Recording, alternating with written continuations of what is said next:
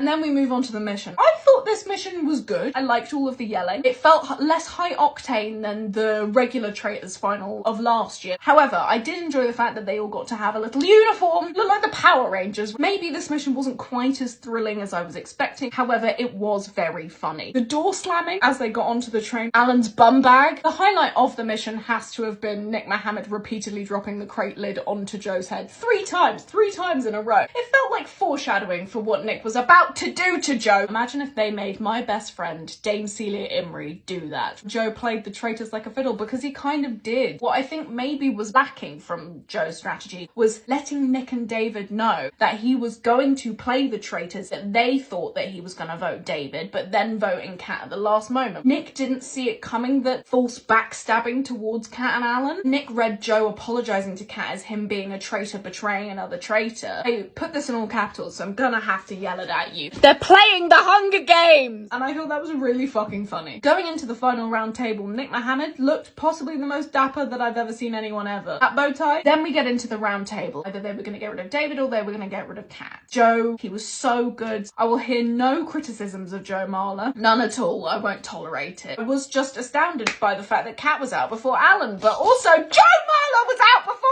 Alan! Nick and David, let me down! I said, I swear if Nick votes for Joe, I will scream, and I did, and I have, and I will, and I continue to do so. I still don't feel like I've recovered. It's been 48 hours and I'm still in shell shock. Kat goes out first, then they vote again, they get rid of Joe. Joe's heart breaks on national TV in front of millions of viewers. I actually got up out of my chair. I felt like flipping a table. They then got the choice to vote again and didn't. Alan Carr fooled them both. It was cinema. This show is brilliant. They'd all chosen not to vote again. But Alan had voted for David. In the round table, when they got rid of Kat, Alan had voted for David. When it got down to the 3 of them, Alan said the words, "I don't get any traitor vibes from these 2 at all." Alan had literally 10 minutes beforehand voted for David. At that point, there was no turning back. They'd all made the decision not to vote again. And Alan Carr takes it. I didn't think I would feel any more bamboozled by a Traitors final than I had done when I was watching season 2. This just blew me away. Didn't we all have a laugh? Wasn't this all about the friends we made along the way? Thank you for hanging out with me. Spoiler alert, I'm not on the next season of The Traitors, but season